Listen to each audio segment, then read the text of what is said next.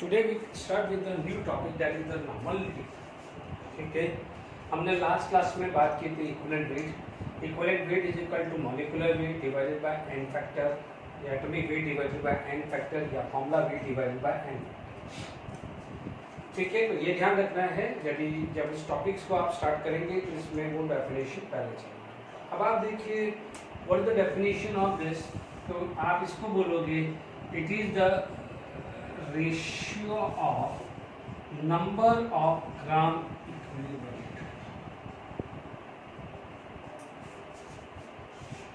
पर litre of solution, per litre of solution. यदि मैं बात करूं it is the ratio of a number of gram equivalent per litre of solution. तो how the normality and molarity are differ only here instead of a number of gram equivalent it is the number of moles. Normality का formula is equal to number of gram equivalent upon volume of solution in volume of solution क्या है, in litre है। Is it clear to all of you? अब आप देखिए what is the number of gram equivalent, तो आप बोलोगे what is the number of gram equivalent. तो आपने पढ़ा था नंबर ऑफ मोल्स, पढ़ा था ना बच्चों। नंबर ऑफ मोल्स क्या था, molar mass given, sorry number of gram equivalent उल्टा लिख दिया है, number of gram equivalent mass given क्या था, मास गिवन डिवाइडेड बाय क्या लिखते थे अपन, मोलार मास। क्या लिखते थे, number of moles mass given divided bye molar mass. अब आप देख लीजिए यहाँ पर क्या आ जाएगा, इक्विवेलेंट मास या इक्विवेलेंट वेट, जो भी बोलते हैं। इक्विवेलेंट मास ज्यादातर क्या है, इक्विवेलेंट वेट वर्ड ज्यादा इसका यूज होता है। हालांकि बार बार शुरू से रिपीट कर रहा हूँ, वेट या मास आप कंफ्यूज मत होना, स्पेशली इन केमिस्ट्री। ठीक है ना, ध्यान दीजिएगा। तो नंबर ऑफ ग्राम इक्विवेलेंट का फॉर्मूला हो गया है मास given divided by equivalent wait.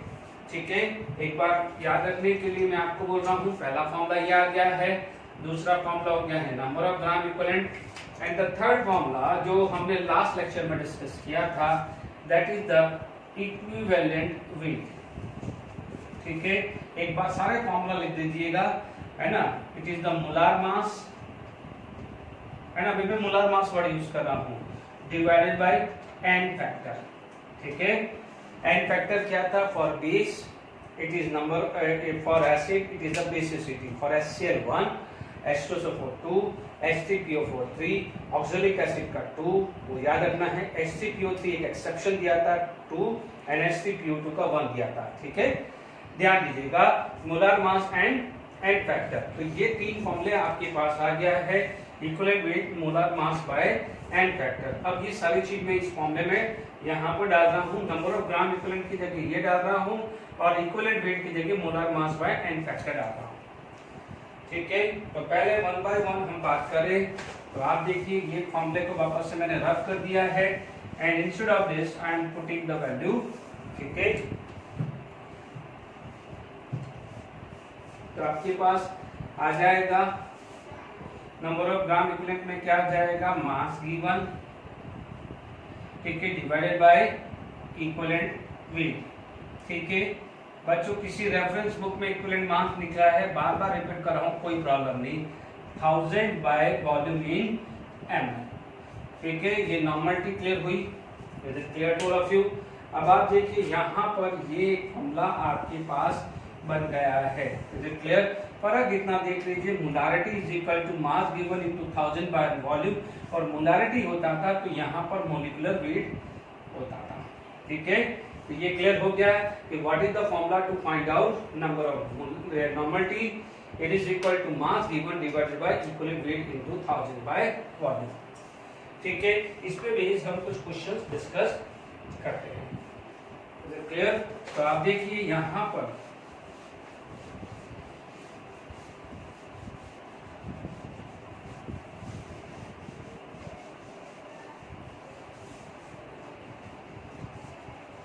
देखिए क्वेश्चन हमारे पास आ जाता है,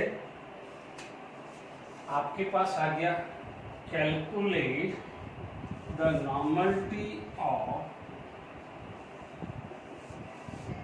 49 ग्राम of H2SO4 present in 200 cc of the solution.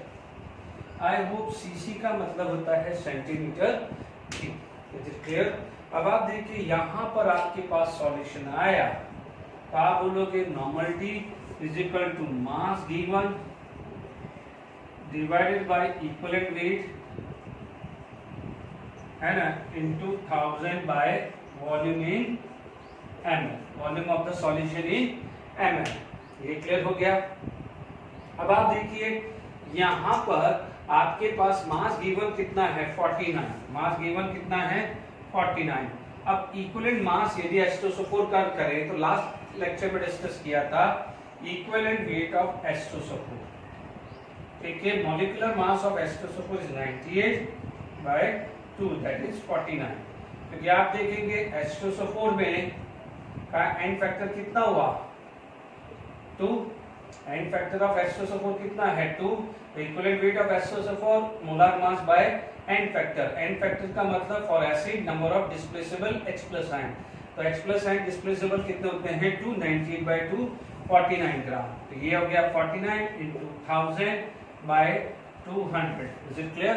ये 49 मास गिवन है और ये 49 क्या है इक्विवेलेंट मास। ये तो 1 कैंसिल हुआ और ये आ गया है 5, तो दिस इज 5 नॉर्मल टी, ठीक है।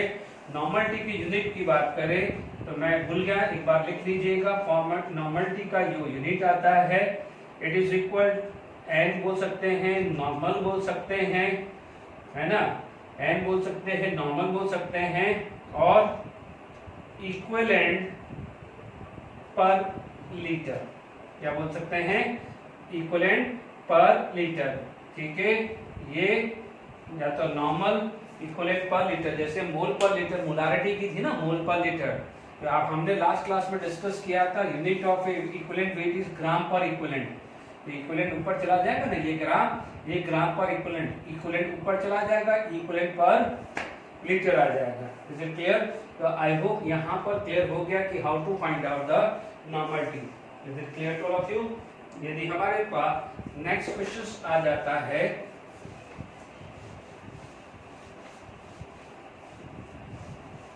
कि आपसे पूछा जाता है, देखिए आपसे पूछा जाता है कि calculate the mass of H3PO2, ठीक है। Calculate the mass of H3PO2 present in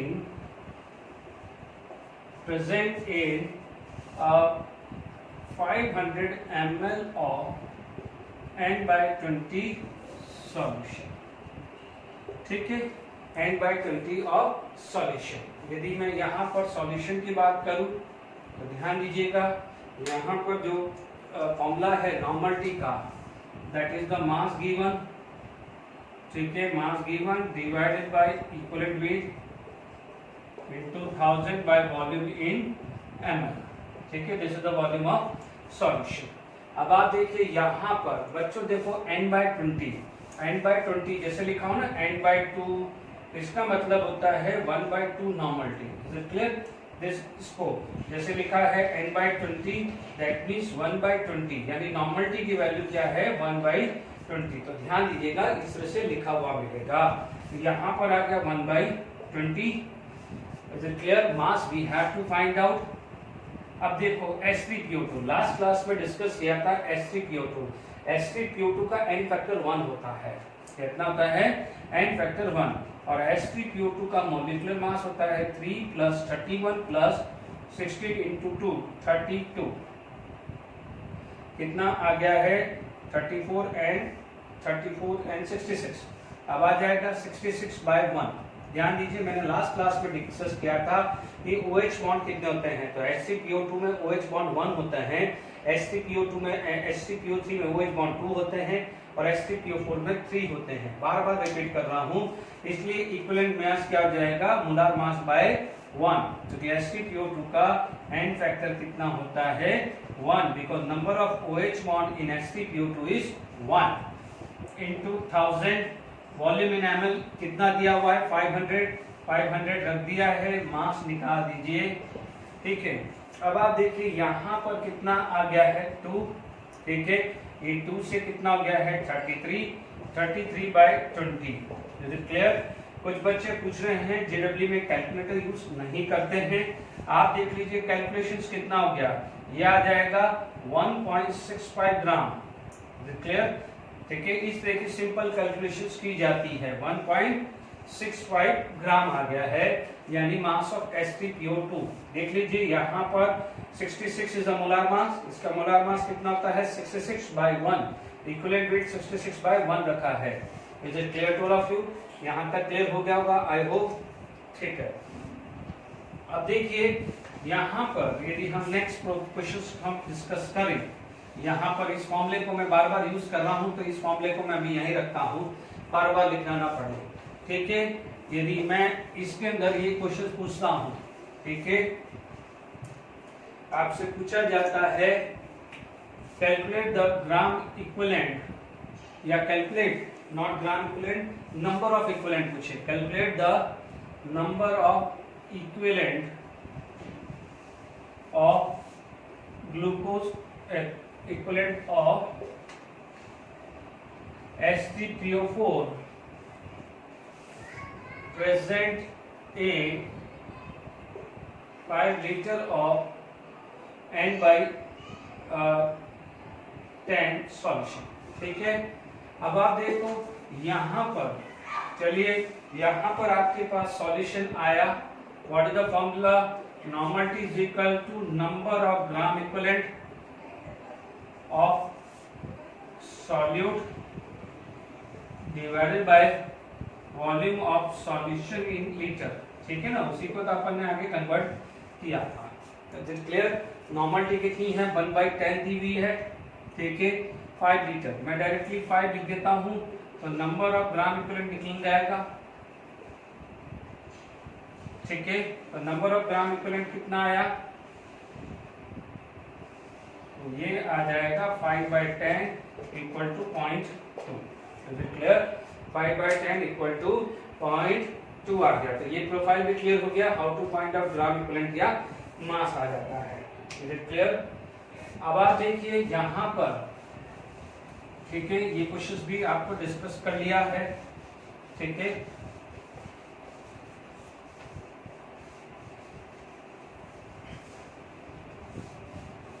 देखिए यहाँ पर अभी क्वेश्चन आ जाता है कि calculate the volume of solution in which 6.3 gram of oxalic acid. ध्यान दीजिए, आपको मोस्टली फॉर्मूला नहीं देगा, but oxalic acid having Deka normal solution, having Deka normal solution, ठीक है। इसको सॉल्व करने से पहले मैं बता देता हूं डेका, ठीक है ना। देखो ये डेका नॉर्मल, तो डेका मोलार भी हो सकता है। मोलार का जैसे, तो डेका का मतलब होता है 10m, यदि मोलार होगा तो 10m हो जाएगा। डेसी, डेसी नॉर्मल ये आ जाएगा 1/10m, ठीक है। सेमी नॉर्मल, बच्चों नॉर्मल की जगह मोलार भी आ सकता है, तो इट इज 1/2, सेमी फाइनल होता ना, ठीक है। Centinormal it is 1/100 times of n। तो ये थोड़े से टर्मिनोलॉजी ध्यान रखिएगा, ठीक है। तो अपन को क्या लिखा है, डेका नॉर्मल, ठीक है। वंस अगेन फॉर्मूला डायरेक्ट लिख देता हूं, नॉर्मलिटी कितना है, मास गिवन कितना है 6.3 इंटू 1000, या मैं डायरेक्टली वॉल्यूम इन लीटर कर देता हूं, 1000 नहीं रख के यहाँ पर वॉल्यूम इन लीटर रख देता हूं। अब मेन आता है ऑक्सैलिक एसिड, मेन आता है ऑक्सैलिक एसिड। यदि मैं equivalent weight of oxalic acid लिखूं, तो this is the formula of oxalic acid. हमने कल पढ़ा था कि molecular mass of oxalic acid 126 पढ़ा था, चेक कर लीजिए, इसका मॉलिक्यूलर मास ऑक्सैलिक एसिड का 126 आएगा, ठीक है। अब मोलार मास आपको निकालना आ गया होगा। मैंने लास्ट क्लास में डिस्कस किया था कि being a water is a weak electrolyte, the amount of H+ ion produce from the water is very very less, तो इसलिए हम ये मान के चलते हैं कि वाटर इज ऑलमोस्ट अनडिसोशिएटेड। इसका मतलब वाटर से कोई भी H+ नहीं मिलने वाला है, तो जो भी H+ मिलेगा वो ये इससे मिलेगा, इसलिए ऑक्जेलिक एसिड का एंड फैक्टर अपन ने कितना लिखा था 2, तो 126/2 इट कैन बी 63। तो हमारे पास equivalent weight of oxalic acid कितना आ गया है 63। अब देखो नॉर्मलिटी कितनी दी हुई है, डेका नॉर्मल, तो डेका नॉर्मल का मतलब क्या हो जाएगा, this is the 10 value, Deka normal का मतलब क्या हो जाएगा 10 वैल्यू, तो ये कितना हो जाएगा 10, तो volume in litre is equal to volume in litre equal to 1/100 हो जाएगा, volume in litre upon 1/100 it is equal to 0.01 litre, और इसको यदि ml में करना है तो आप लिख सकते हो 10 ml, यानी 1 litre is equal to 1000 ml। तो आई होप समझ में आ गया होगा कि ये आपके पास कैसे निकाला है volume in litre, it is equal to 0.01 litre, is it clear है ना। तो हम आगे बात करते हैं। देखिए अभी नेक्स्ट आ जाता है relation between normality and molarity, ठीक है। अभी हमारे पास जो फॉर्मूला था नॉर्मलिटी का क्या था, फटाफट से लिख देता हूं, normality is equal to mass given divided by equivalent mass into 1000 by volume in ml, ये था। अब आप देखो what is the equivalent mass, equivalent mass is equal to molar mass. बच्चों इक्विवेलेंट मास लिखो या इक्विवेलेंट वेट लिखो, एक ही बात है, बार बार कंफ्यूज नहीं होना। एन फैक्टर हुआ, we know that this is equivalent mass is equal to molar mass into n factor.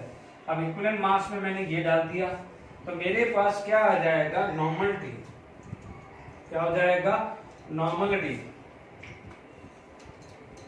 Normality ठीक है, this is the normality is equal to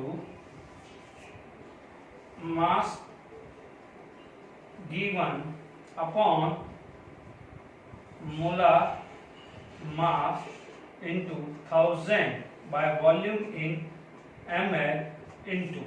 अब आप देखिए यहां पर यदि हम बात करें, ठीक है, यहां पर हमारे पास बात करें, हमारे पास क्या आ जाएगा, ये एन फैक्टर अलग से आ जाएगा। देख लीजिए मैंने बिल्कुल अलग से लिखा है, तो ये देखिए दिस टर्मिनोलॉजी, इसे क्या बोलते हैं, mass given divided by molar mass into 1000 by volume in ml। फटाफट से बोलिए, this is equal to normality, ठीक है। यहां पर आपके पास आ गया है normality is equal to molarity into n factor, ठीक है। अब मैं बार बार बेसिसिटी, एसिडिटी या टोटल चार्ज, पॉजिटिव चार्ज वो नहीं लिखूंगा, एन फैक्टर लिख दिया तो समझ में आ जाना चाहिए।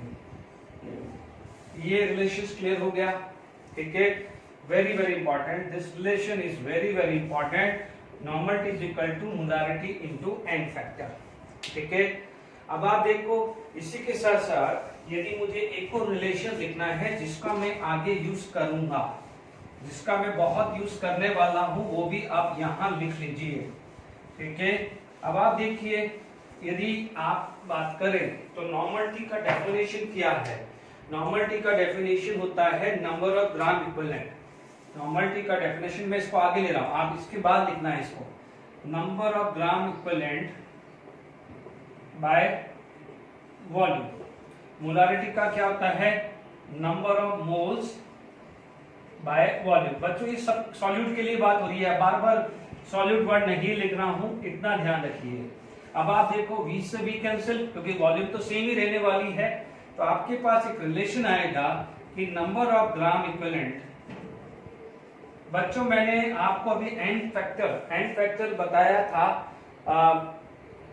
ठीक है, तो किसका बताया था, नॉन रिडॉक्स। जब मैं आपको एनसीईआरटी का रिडॉक्स रिएक्शंस कंप्लीट कर दूंगा तो वहां पर उसके बाद मैं एन फैक्टर रिडॉक्स रिएक्शंस का समझाऊंगा, ठीक है। तो वहां पर कुछ जो न्यूमेरिकल्स है वो इसमें मैं इसका ज्यादा यूज करूंगा, ठीक है, अभी भी करूंगा और उस समय भी यूज करूंगा, तो ये ध्यान रखना है, ये बहुत इंपॉर्टेंट रिलेशनशिप है।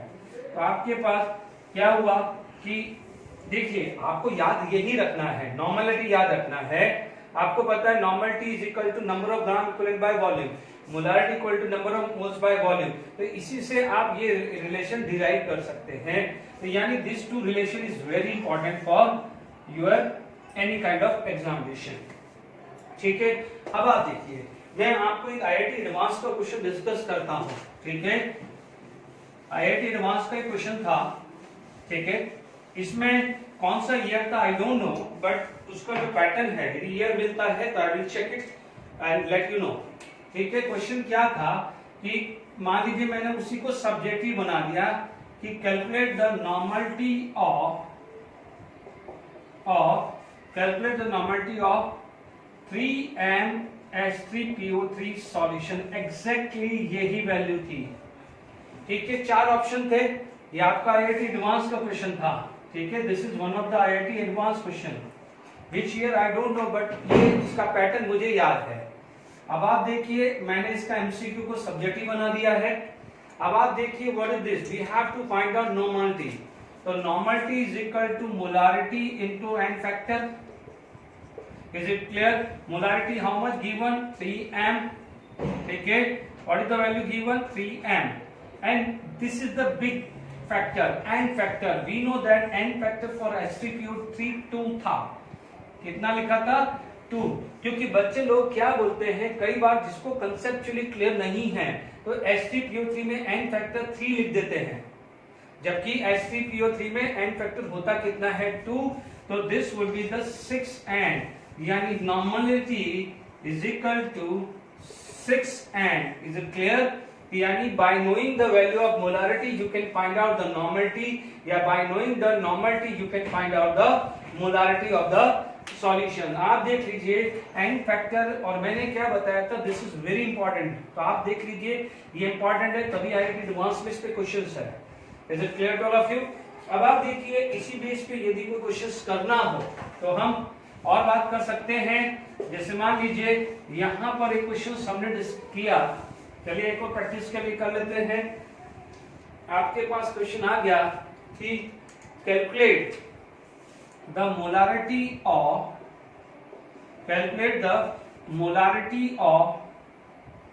n/30 H3PO4 solution. ठीक है, आपने देखा होगा H3PO4 सॉल्यूशन।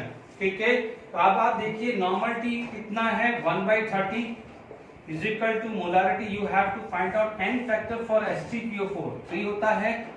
ठीक है, तो it is equal to m/90। is it clear? यानी यहाँ पर आप बोलोगे n/90, यानी molarity is equal to n/1/90 m। इसको कैलकुलेट करोगे तो कुछ वैल्यू आएगी 0.011 m, इसके लगभग आ जाएगी। चेक कर लीजिएगा 1/90।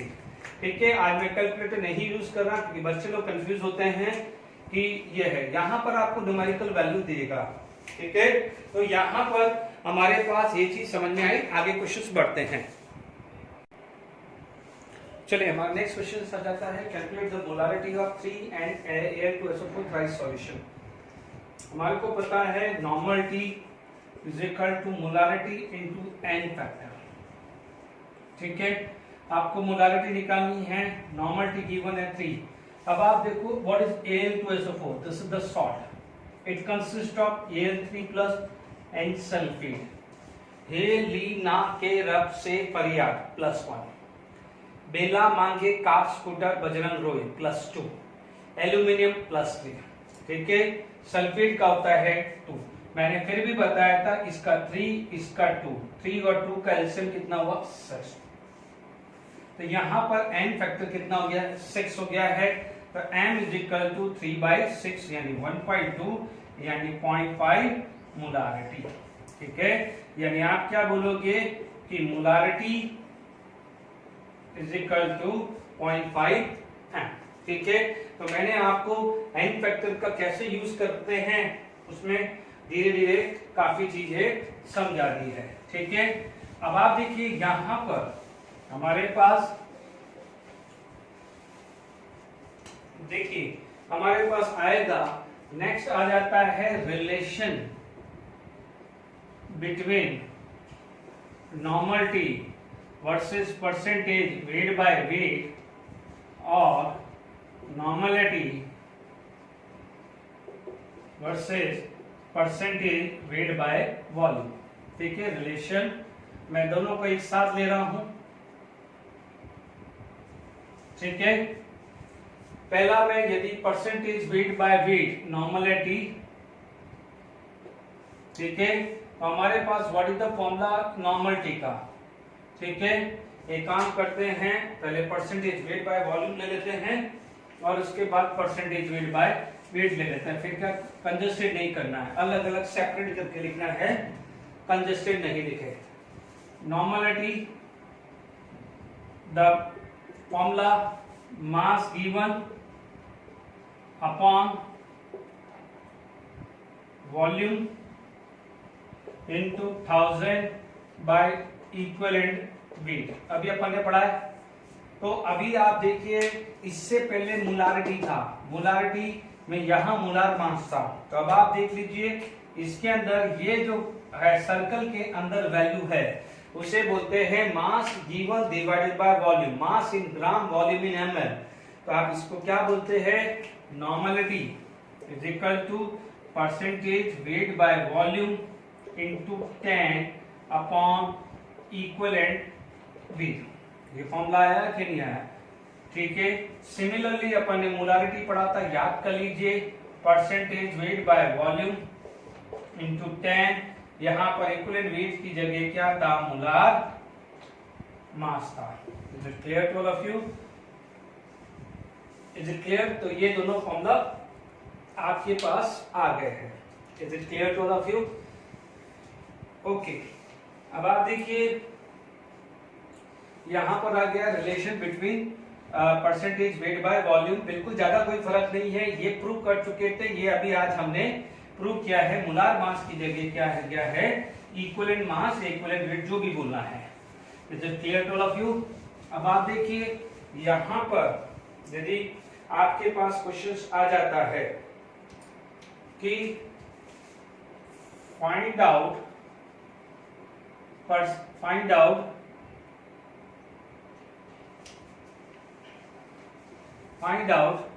molarity and normality of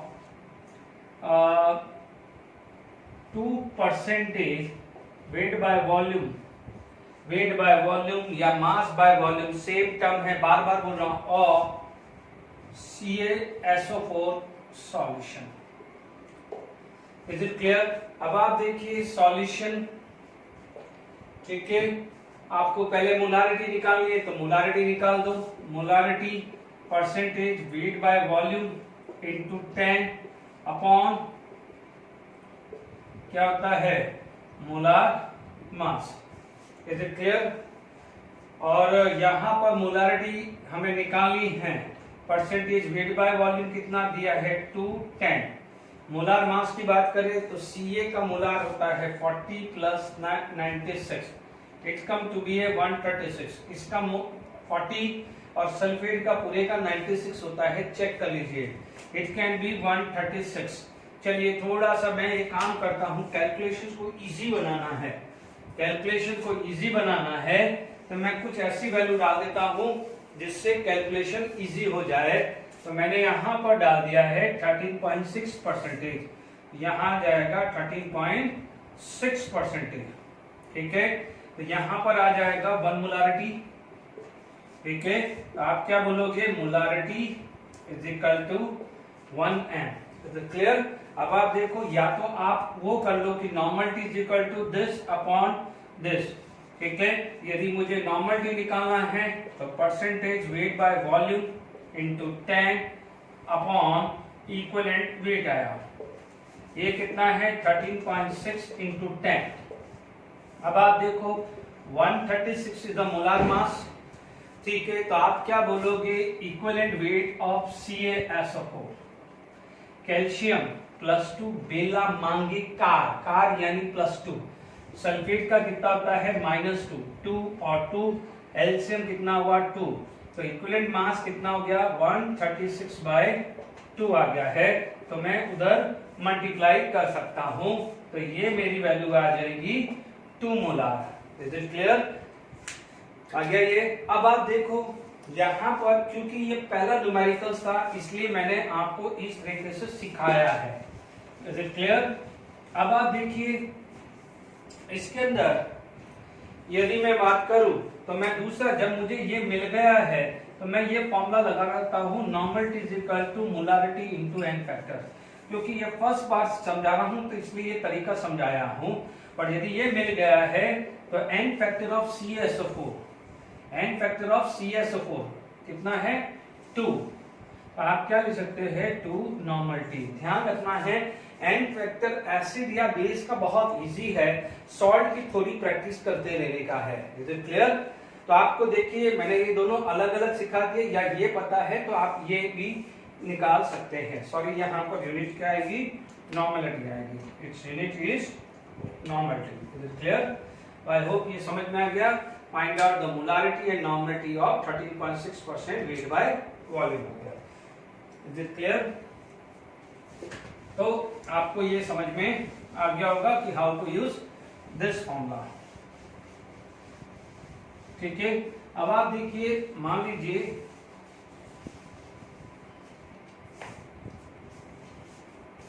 आप आता है find out percentage weight by volume of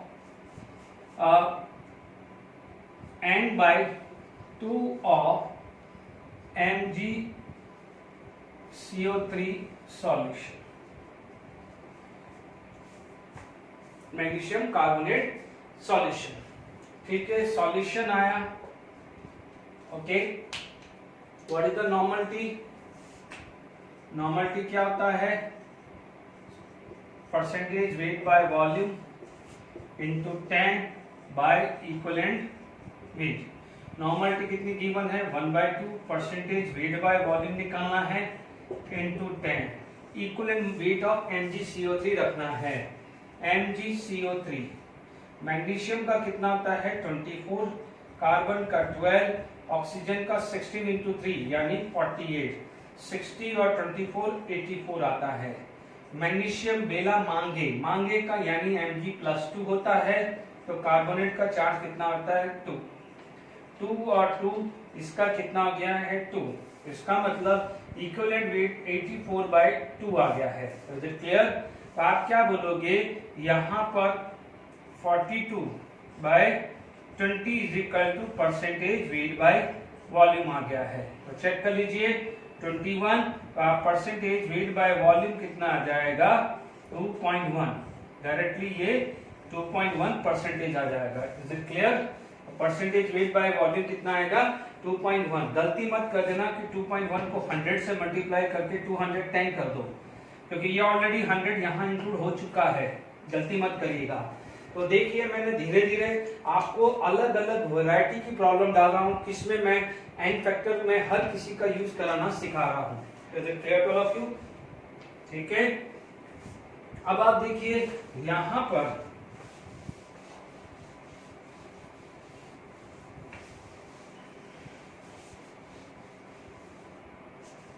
देखिए, इसके बाद हमारे पास देखिए नेक्स्ट आ जाता है relation between normality capital N and percentage weight by weight आएगा। Is it clear to all of you? Percentage weight by weight, ये ध्यान रखना, ये सब जेडब्ल्यू के लिए बहुत और नीट के लिए बहुत इंपॉर्टेंट है। Normality, is it clear? अभी आप देखिए वापस से हमारे पास क्या था, देखिए इसको मैं दो तरीके से मैं फटाफट से कर सकता हूं। मेरे पास ये है, या डायरेक्टली लिख दो mass given upon volume into 1000 bye equivalent wait.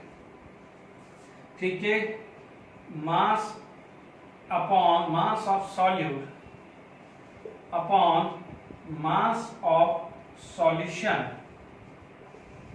Into 100 upon equivalent weight into, ध्यान दीजिए वॉल्यूम क्या होता है, वॉल्यूम क्या होता है, it is the mass upon density, volume क्या होता है, mass upon density, this is the volume of solution, it is equal to mass of solution upon density of solution. तो आपके पास यहां पर क्या आ जाएगा, density of solution, is it clear.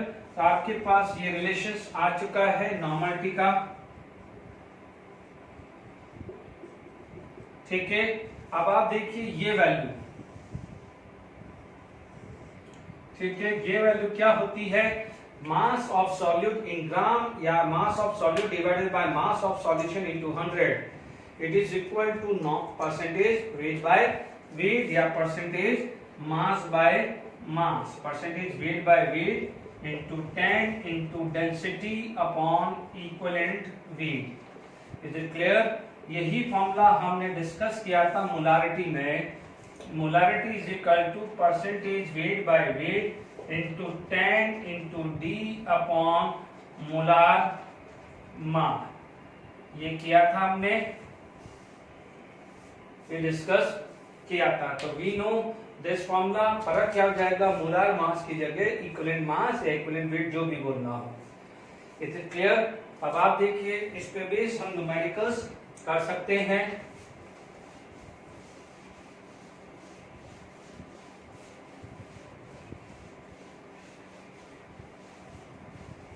देखिए इस पे बेस हम न्यूमेरिकल्स कुछ डिस्कस करते हैं। देखिए नॉर्मलिटी जो बात आई, क्वेश्चन वापस से वही क्वेश्चन वापस से रिवीजन कराता हूं कि what is the normality of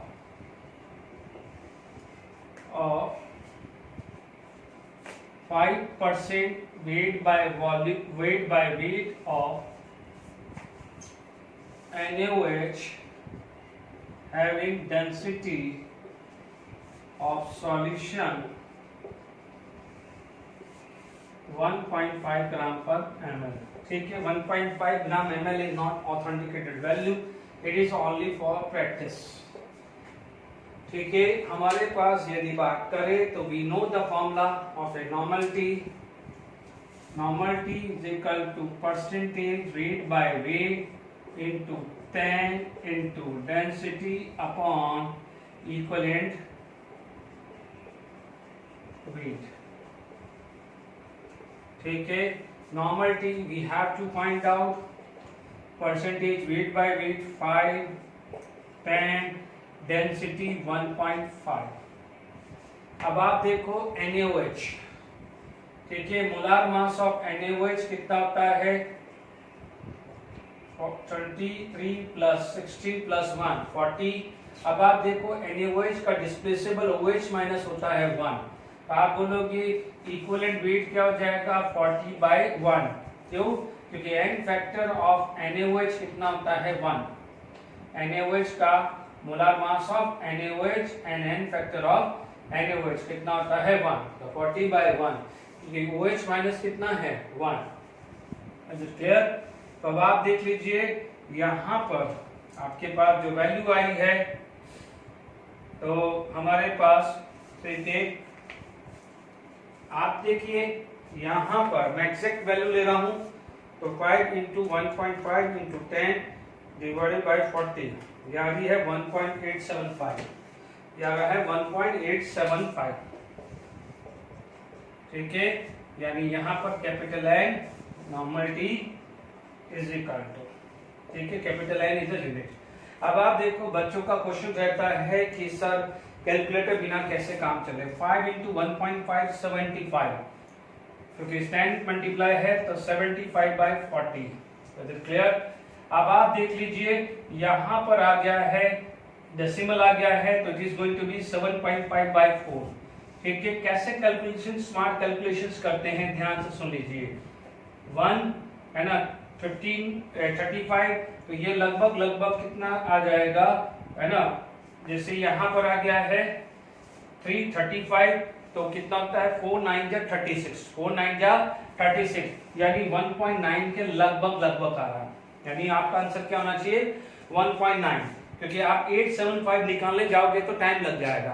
देखिए वापस से बोल रहा हूं, 4 1 जा 4 तो कितना बचा 3.5 यानी 35, तो इमीडिएटली क्लिक हो जाएगा। 4 9 जा 36, यानी आंसर क्या होना चाहिए 1.9 के आसपास। और ऑप्शन देखेंगे 1.875 तो ठीक होगा। ये इनोसेंटली मत बोल देना सर 1.875 1.876 ऐसा दिया हो, तो वो भी जो भी एग्जामिनर है वो आपको एक सफिशिएंट डिफरेंस वाली वैल्यू देगा। हो सकता है 1.875 दे तो एक वैल्यू दे सकता है 2.6 या 2.7 दे दे, तो आपको क्लियर कट डिफरेंस दिख जाएगा।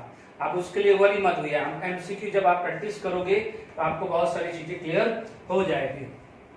क्लियर? तो आई होप ये समझ में आया होगा। क्लियर? तो आपको ये क्लियर हो गया कि 1.9 यानी आंसर क्या है 1.7875। ठीक है, तो आपके पास ये क्वेश्चन डिस्कशन हो गया है। क्लियर?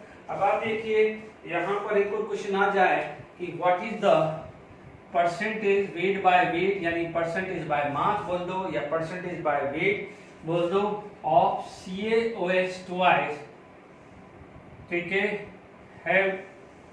having N/2 solution. ठीक है, सॉल्यूशन की बात करें, normality is equal to percentage weight by weight, अच्छा, having and density of solution, density of solution 2 gram per ml मान लीजिए, है ना। इसको N/20 ले लो, थोड़ा सा प्रैक्टिस हो जाएगा, है ना। Okay, percentage weight by weight into 10 into density upon equivalent wait. बच्चों ये सब वैल्यू मैं सिर्फ कैलकुलेशंस के लिए कर रहा हूँ, प्रैक्टिस के लिए कर रहा हूँ। Is it clear? तो यानी फटाफट से आपसे यूज हो जाए। यहाँ पर 1/20 बिकॉज कैपिटल लेने से यूनिट, ये ध्यान रखिएगा। परसेंटेज वेट बाय वेट निकालना है बच्चों 10, डेंसिटी कितनी दी हुई है हमारे को 2, इक्विवेलेंट मास। अब आप देखो कैल्शियम हाइड्रोक्साइड, कैल्शियम का कितना होता है 40 + 2, OH 16 + 1, 16 + 1 17। आप चेक कर लीजिए 40 + 34 it come to be 74। And now tell me how many OH minus, तो आप बोलोगे N फैक्टर कितना आया 2, क्योंकि OH माइनस डिस्प्लेसेबल OH माइनस कितना है 2, तो यहाँ पर आ जाएगा 74/2 यानी 37। तो यहाँ पर आ गया 37 upon 20 into 20 percentage weight by weight आ गया है। It is clear? तो अब आप देखिए यहाँ पर आ जाएगा, बहुत ही कम जा रहा है, बहुत ही कम जा रहा है, तो कोई बात नहीं, अपन कर लेते हैं परसेंटेज वेट बाय वेट। अब आप देखो 37/4 इंटू 10⁻² कर दिया, यानी 100 को ऊपर ले गया। अब आप देखो ये लगभग कितना आ रहा है 10 आ जाएगा, 37 10 यानी लगभग 0.1% के आसपास आएगा। हो सकता है ऑप्शन 0.08 हो, 0.09 हो, अपन को आंसर क्या लिखना है 0.1, क्योंकि देखिए 40/4 यानी 10 इंटू 10⁻² -1 होगा ना, यानी 0.1। हो सकता है ऑप्शन में 0.01, यानी ये लगभग कितना गया 0.1% आया। हो सकता है ऑप्शन में 0.08% दिया हो, या 0.09 दिया है, या 0.85 दिया हो, या 0.87 आया हो, तो ये चीज का ध्यान रखना। तो मैं आज आपके लेक्चर में ट्राई कर रहा हूं कि आपको एमसीक्यू में यदि कैलकुलेशंस करनी हो तो किस तरह से स्मार्ट कैलकुलेशंस करते हैं। आप भले घर पे जब आप इसको कैलकुलेटर से एग्जैक्ट वैल्यू यहाँ पर लिख दीजिएगा। Is it clear? ओके, इसके बाद यदि हमारे पास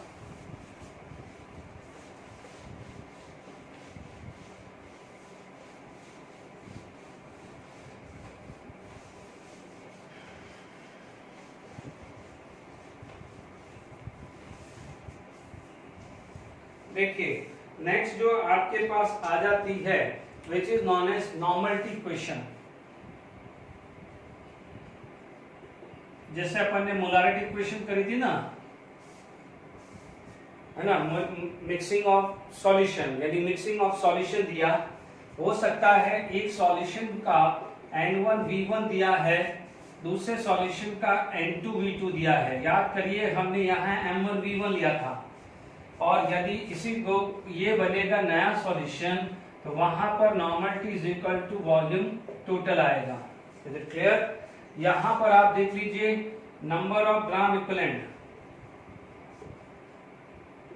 1 is equal to normality into volume N1V1। यहां पर क्या हो जाएगा NGM, number of gram equivalent NGE, short form होता है NGE, number of gram equivalent 2, ये आ जाता है N2V2। तो ये number of gram equivalent total equal to NG1 plus NGE22। Volume total कितना आया? वॉल्यूम टोटल आया V1 प्लस V2। जैसे अपन ने मोलारिटी इक्वेशन किया वैसे किया है। तो नॉर्मलिटी क्या होगा बच्चों? आप बोलोगे total number of gram equivalent by total volume. Is it clear? Total number of gram equivalent क्या हुआ? NGE1 plus NGE2 upon V1 plus V2। ये क्या हो जाएगा? नॉर्मलिटी ऑफ मिक्सिंग हो गया। नॉर्मलिटी ऑफ मिक्सिंग याद करिए, मोलारिटी था क्या था यार? Number N1 plus N2 V1 plus E2। क्या लिखेंगे? N1V1 plus N2 V2 upon V total. लिख दिया मैंने। तो मेरा इक्वेशन क्या बना यहाँ पर? इक्वेशन क्या बना? N1V1 plus N2V2 is equal to N into V total. तो मेरा एक इक्वेशन बना, क्या बना? N1V1 plus N2V2 is equal to N into V total. Is it clear? तो this is the normality equation N1V1 plus N2V2 is equal to N into V total, similar to the molarity equation N1V1 plus N2V2 is equal to N into V total। I hope ये समझ में आया होगा। ठीक है, ज्यादा कोई इसमें फर्क नहीं है। Is it clear?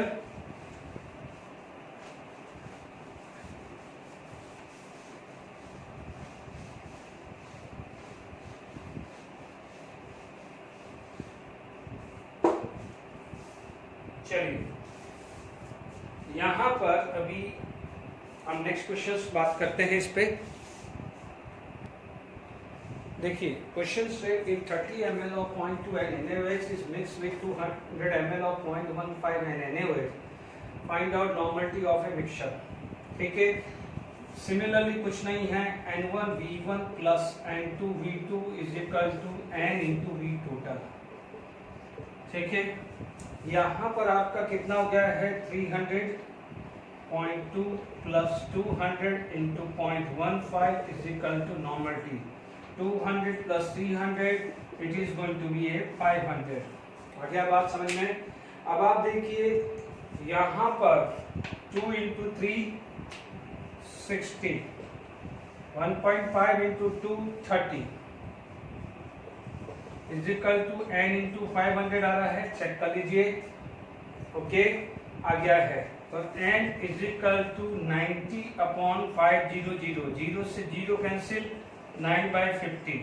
अब आप देखिए यहाँ पर यदि आप देखेंगे तो इसको मैं थोड़ी देर के लिए यदि मैं 90 मान लूँ तो मेरा कितना आ जाएगा? वो देखिए यहाँ पर 1.8 आया, सॉरी 0.18 आया, 0.18 आ गया। सिंपल है कैलकुलेशन, चेक कर लीजिए 0.18 N आ गया है। Is it clear? इसी तरह से यहाँ पर मैं M रखता तो यहाँ पर M1V1 plus M2V2 is equal to N into V total आ जाता। Is it clear? अब आप देखिए इसके अंदर यदि दूसरा प्रोफाइल भी सेट हो सकता है, जैसे आपके पास यहां पर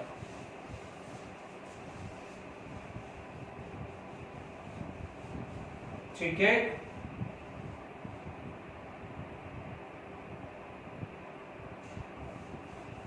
देखिए यहां ही अपन कुछ क्वेश्चंस बनाए।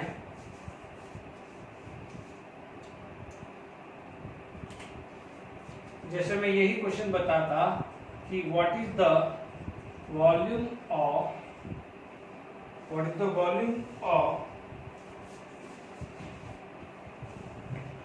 what is the volume of 0.1 NaOH and 0.2 NaOH required to make solution of 500 ml of 0.18 N solution. बच्चों मैंने एक रैंडमली वैल्यू लिया है, हो सकता है कि यदि कोई नेगेटिव या पॉजिटिव आया तो मैं साइन चेंज कर दूंगा। मैंने अभी के अभी क्वेश्चन बनाया, सिर्फ आप ध्यान दीजिएगा। अब आप देखिए यहाँ पर ये चीज तो क्लियर हो गया है कि आपके पास NaOH दो टाइप के सॉल्यूशन है, एक NaOH1 NaOH2। इसको दिया है 0.1 N और इसको दिया है 0.2 N है, और फाइनली मिक्सिंग हुई है ना। और यहाँ पर जो NaOH है उसको दिया है 0.18 N एंड वॉल्यूम जो दी है 500 ml। ध्यान दीजिएगा, इसे बोलते हैं V टोटल। क्या बोलते हैं? V टोटल, यानी इसका V1 plus V2 is equal to 500 ml होते हैं। जब इस टाइप का क्वेश्चन आता है तो मैं क्या एडवाइस करता हूँ, आप क्या कर दीजिए, आपको ये पता है कि इसको V1 plus V2 is equal to ये है। मान लीजिए मैंने V1 को X ले लिया, V1 को X ले लिया तो V2 कितना आ जाएगा? 500 माइनस X होगा कि नहीं होगा? This plus this equal to 500 आ रहा है कि नहीं आ रहा है? तो जब भी इस टाइप का क्वेश्चन आ जाए, ये सेम एप्लीकेशन मोलारिटी के लिए भी है। यदि यहाँ मोलारिटी हो तभी भी आप ये लगा सकते हैं, ये रूल है ना। जरूरी नहीं है कि मान लीजिए मैंने मोलारिटी वाला क्वेश्चन नहीं अभी डिस्कस किया, बट मोलारिटी वाला क्वेश्चन आ जाए है तो गड़बड़ी नहीं करनी है। Is it clear? तो आप आराम से देख लीजिए। अब तो सिंपल हो गया ना, N1 V1 plus N2 V2 is equal to N into V total. कितना आ गया? 0.1 X plus 0.2 into 500 minus X is equal to 0.18 into 500। Clear? ठीक है, यह आया 0.1 X प्लस कितना आ गया है? 2 इंटू 5 10। ठीक है, तो यहां पर आ जाएगा 100 माइनस 0.2 X, यहाँ पर कितना आ जाएगा? 900। ये कितना आ जाएगा? 900 या 90। ठीक है, यहाँ पर 90। देखिए 0.2 यानी 0.2 इंटू 100, सॉरी 0.2 इंटू 500, यह आ गया है 100, बराबर ही है। चेक कर लिया, चेक करना अच्छा है। तो ये आ रहा है 90, मैंने यहाँ गड़बड़ दिया है। ठीक है, तो ये वैल्यू आ रहा है 90। ठीक है ना, यहाँ तक बात तो सही है। चलिए अब आप देखो 90 ये कितना आ जाएगा? 100 माइनस 0.1 X, क्योंकि ये माइनस हुआ, इक्वल टू 90। तो अब आप देखिए 100 minus 90 equal to 0.1 X, X की वैल्यू आ गई 10/0.1 यानी 100। कितना है? 100। यानी अब आप देखो X की वैल्यू कितनी आ गई? X की वैल्यू आ गई है 100। X की वैल्यू कितनी आ गई है? 100 ml। यदि X 100 है तो ये कितना हो जाएगा? 500 minus 100 it is equal to 400 ml। Clear? यानी फर्स्ट की 100 वैल्यू है तो दूसरी की क्या है? 400 ml है। Is it clear to all of you? तो आपको ये चीज समझ में आ गया होगा, आई होप। ठीक है, अब आप देखिए इसके अंदर हम जो है वो नेक्स्ट टॉपिक डिस्कस करते हैं। ठीक है,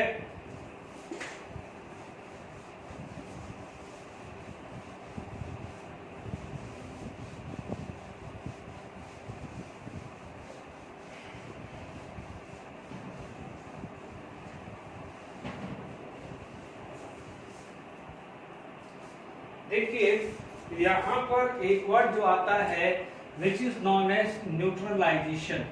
ये ध्यान रखने वाली बात है, मैं क्या डिस्कस कर रहा हूँ? न्यूट्रलाइजेशन। देखिए न्यूट्रलाइजेशन का मतलब एसिड और बेस इक्वल हो, आप लोग बोलते हो कि acid is equal to base, but क्या क्या इक्वल है? तो हमेशा ध्यान रखना कि number of gram equivalent, number of gram equivalent of acid, number of gram equivalent of acid is equal to number of gram equivalent of base. Number of gram equivalent of acid equal to number of gram equivalent of base आ जाएगा। ठीक है, ये चीज हमेशा ध्यान रखना। जैसे मान लीजिए आप बोलते हो कि सर क्यों, देखिए यदि H2SO4, मैं आपको प्रूव कर रहा हूं H2SO4 plus 2 NaOH are going to be form Na2SO4 plus 2H2O। ठीक है, आपके पास ये इक्वेशन है। ठीक है, अब आप देखिए मैं इसको स्टोइचोमेट्रिक कोएफिशिएंट से कोरिलेट करता हूं, ये आपने इनिशियल क्लासेस में पढ़ी है। ठीक है, तो आप देखेंगे यहां पर 1 मोल, यह आ जाएगा 2 मोल। देख लीजिए इसके कोएफिशिएंट 1 मोल है, यहां 2 मोल है। ठीक है, अब आप देखिए ये मोल है। ठीक है, मैंने यहां पर मोल निकाला। अब मान लीजिए मेरे पास नंबर ऑफ ग्राम इक्विवेलेंट निकालना है। ठीक है, मुझे क्या निकालना है? इन दोनों का नंबर ऑफ ग्राम इक्विवेलेंट। ठीक है, अब आप देखो मैं यहां लिख रहा हूं what is the relation between number of gram equivalent. हमने पढ़ा हुआ है number of gram equivalent equal to number of moles into n factor. पढ़ा है कि नहीं पढ़ा? अभी थोड़ी देर पहले मोलारिटी और नॉर्मलिटी के रिलेशंस में ये बात करी थी।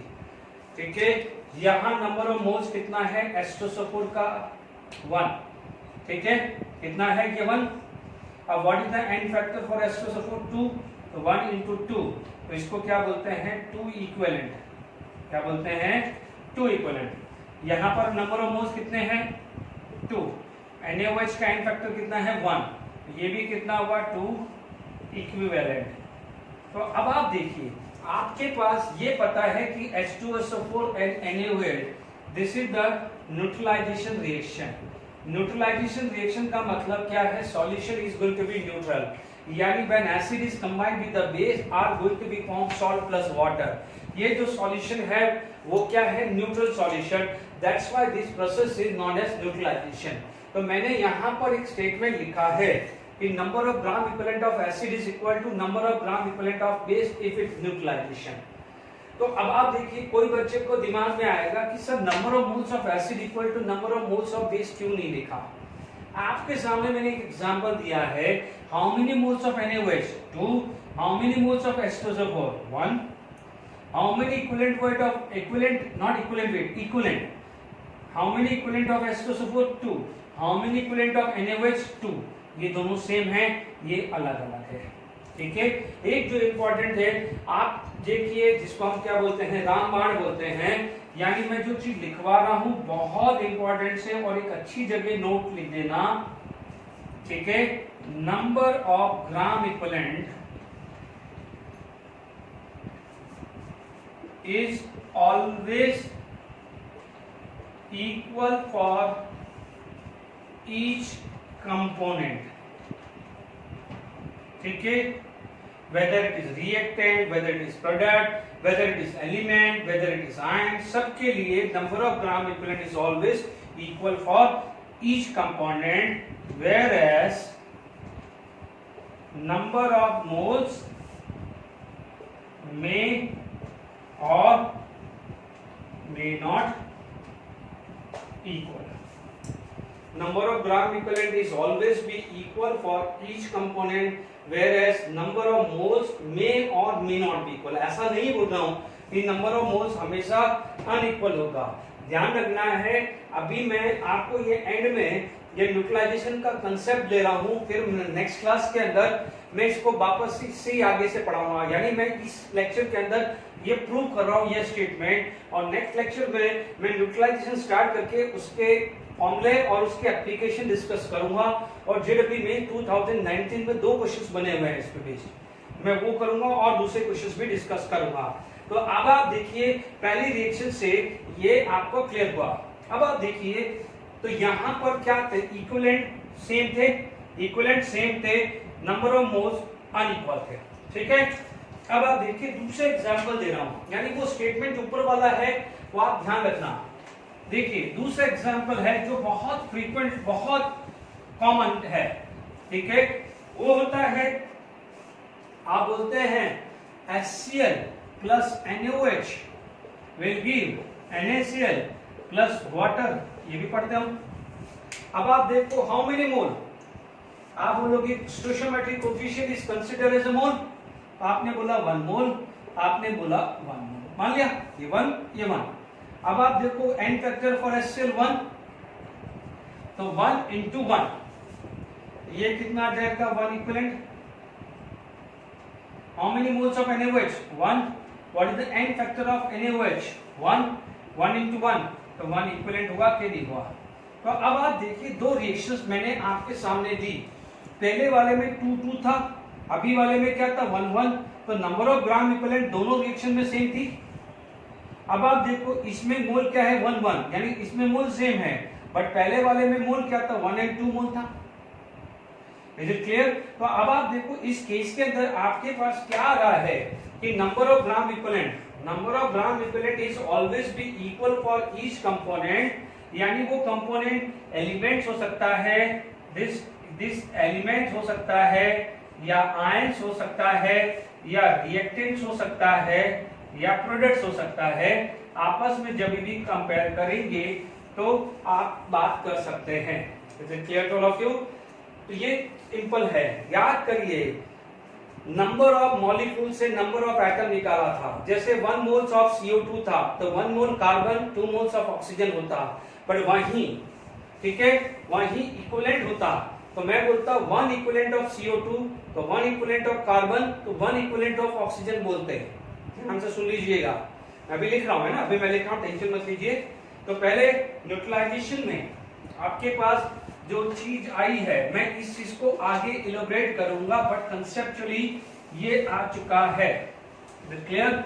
जैसे यहां पर आपके पास number of gram equivalent of acid is equal to number of gram equivalent of base, ये न्यूट्रलाइजेशन का है। नंबर ऑफ मोल्स मे और मे नॉट बी इक्वल। अब आप देखो इस नोट्स के बाद में जो एग्जांपल लिखाने वाला हूं वो भी देख लेना।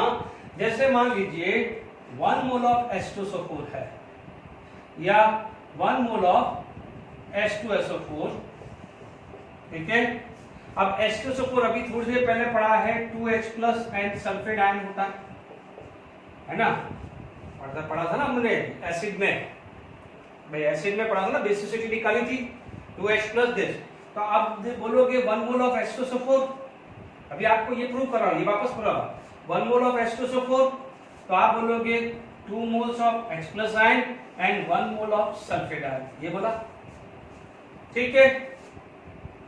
अब आप देखिए H प्लस आयन, यदि मैं नंबर ऑफ इक्विवेलेंट की बात करूं तो चार्ज कितना है 1, तो आप बोलोगे 2 इक्विवेलेंट, यहां पर 1, व्हाट इज द चार्ज 2, तो आप क्या बोलोगे 2 इक्विवेलेंट, ठीक है। तो आप देख लीजिए मोल्स दोनों के अलग अलग है, मोल्स अलग अलग है, इक्विवेलेंट क्या है सेम है। तो आपके पास रेगुलरली प्रूव कर रहा हूं कि number of gram equivalent is always be equal, ठीक है ना। अब आप देखो एक और एग्जांपल ले लेता हूं कि मान लीजिए 1 मोल ऑफ Al2SO4 मान लीजिए मैंने लिया, ठीक है। तो अब आप बोलोगे Al2SO4 क्या हो जाएगा Al3 plus and 3 sulphate ion हुआ। अब मान लीजिए मैंने ये 1 मोल लिया, तो ये कितना हो जाएगा 2 मोल और ये कितना हो जाएगा 3 mole. Is it clear? What is the formula to find out number of gram equivalent? Mole multiply by n factor, mole multiply by n factor. यहां मोल कितना है 2, n फैक्टर कितना है 3, तो यहां पर क्या जाएगा 6 इक्विवेलेंट आ रहा है। यहां पर मोल कितना है 3, इसका n फैक्टर कितना है 2, तो ये भी कितना आ जाएगा 6 इक्विवेलेंट आ रहा है कि नहीं आ रहा है, ठीक है। तो आप देख लीजिए मोल डिफरेंट है बट इक्विवेलेंट सेम है, मोल डिफरेंट है, इक्विवेलेंट क्या है सेम है। तो आई होप जो मैंने एक दो रिएक्शंस का एग्जांपल दिया, दो कंपाउंड का एग्जांपल दिया, तो आप एक चीज ध्यान रखना, the number of gram equivalent is always be equal for each component, whereas number of mole may or may not be equal. ठीक है, अब आप देखिए टाइम का फाउंडेशन है, ठीक है, इसलिए अब मैं नेक्स्ट में ही इसको ट्रांसफर करूंगा। अब आप देखेंगे, ठीक है, ये मैंने आपको समझा दिया है। यदि मैं बोलता हूं, ध्यान से सुन लीजिए, अब एक फाइनल एग्जांपल लिख देता हूं। मैं बोलता हूं कि 1 मोल ऑफ एल्यूमिनियम सल्फेट, तो आप बोलोगे it contain 2 moles of Al3+ and 3 moles of sulphate ion.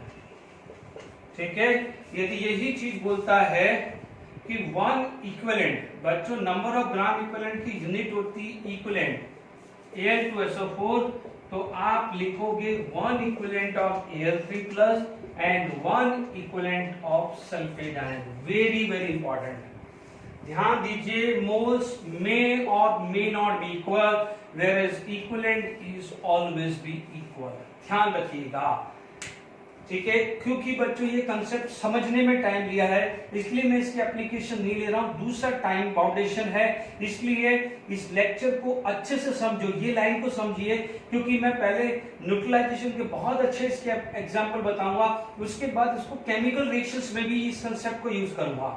इसीलिए मैं चाहता हूं कि आप एक ब्रेक लेके इस कंसेप्ट को समझिए कि नंबर ऑफ ग्राम इक्विवेलेंट सब कंपोनेंट का कैसे इक्वल हुआ है, नंबर ऑफ मोल्स मे और मे नॉट भी इक्वल है। तो ये जो भी मैंने 4-5 एग्जांपल दिए हैं, इसको समझो, एक नहीं तो 2 बार समझो, कंसेप्ट को क्लियर करो, क्योंकि नेक्स्ट लेक्चर में मैं नहीं चाहता हूं कि बच्चे को किसी भी तरह से कंफ्यूजन आ जाए, अरे यार सर ने कैसे नंबर ऑफ मोल्स और मे नॉट को इक्वल नहीं बोला है। वापस बोल रहा हूं, नंबर ऑफ मोल्स मे और may not be equal, but number of gram equivalent is always be equal. मैंने प्रूव किया है, number of gram equivalent is equal to number of moles into n factor. फिर भी इन जो बच्चे को n factor है, फटाफट से n फैक्टर वाला लेक्चर देखो, n फैक्टर मैंने कैसे निकाले हैं। Is it clear?